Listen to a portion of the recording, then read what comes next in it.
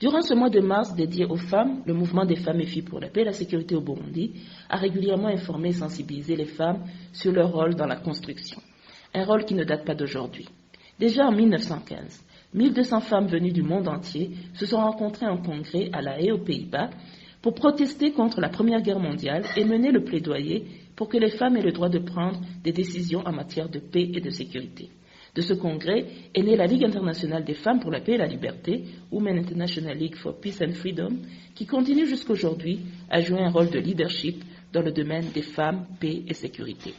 Depuis cette date, il est né beaucoup d'organisations, de mouvements, dont le nôtre, rassemblant à l'échelle nationale, régionale et internationale toutes les catégories socio-professionnelles de femmes et de filles pour protester contre les violences des pouvoirs publics, contre les citoyens et particulièrement contre les femmes et filles, plaider pour leur participation à la recherche et au maintien de la paix et de la sécurité, à la gouvernance politique et au développement durable de leur pays.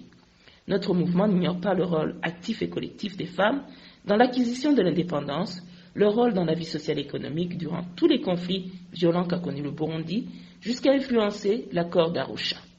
Nous leur rendons un grand hommage.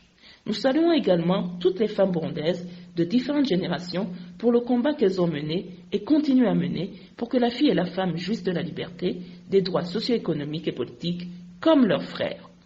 Si nous sommes parvenus à réaliser des résultats tangibles, c'est grâce notamment à ces efforts des femmes du monde entier, qui ont vécu les mêmes expériences que nous il y a 100 ans et qui se sont levées les premières pour protester contre l'inacceptable. Grâce à elles, la Commission de la condition de la femme des Nations Unies a été mise en place en 1946. La Convention sur l'élimination de toutes les formes de discrimination à l'égard des femmes a été adoptée en 1979.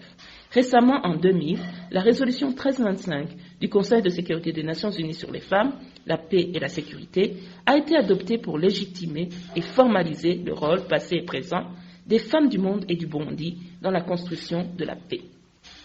C'est en amplifiant ces efforts que le mouvement des femmes et filles pour la paix et la sécurité doit travailler face aux défis du moment pour réaliser sa mission afin que, sans attendre encore un siècle, nos petites filles et petits-fils reconnaissent notre contribution dans leur jouissance de l'égalité des droits, de la paix et de la sécurité. Chères femmes, chères filles, chères sœurs, réjouissons-nous des pas déjà franchis. Oui, ils sont énormes, vu les conditions dans lesquelles vivaient nos grands-mères et arrière-grands-mères. Néanmoins, plus énormes sont encore les obstacles actuels à l'émergence d'un leadership féminin éclairé et compétent, d'une force féminine solidaire, cheminant à tout prix pour mieux contribuer à la construction d'un Burundi prospère, juste et pacifique, où les femmes et les hommes œuvrent pour son développement sur le même pied d'égalité et en jouissent équitablement les dividendes.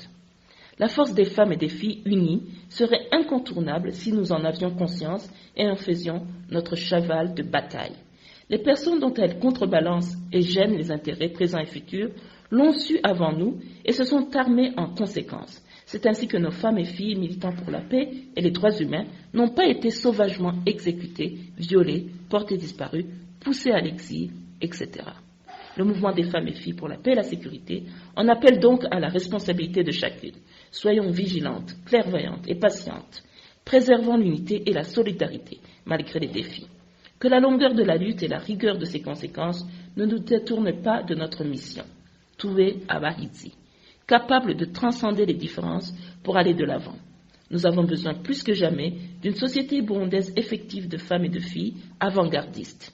L'expérience nous aura montré que la division ne fait que freiner le progrès, mais ne fait jamais mieux. Ceci est un message du mouvement des femmes et des filles pour la paix et la sécurité au Burundi.